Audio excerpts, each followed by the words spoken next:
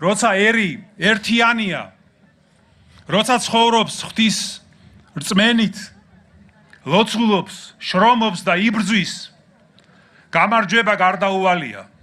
რადგან ღვთის დიდი შეწევნა მოდის მაშინ, როდესაც ადამიანური ძალებით კეთდება ყველაფერი, რაც კი შესაძლებელია. და აი ამიტომაც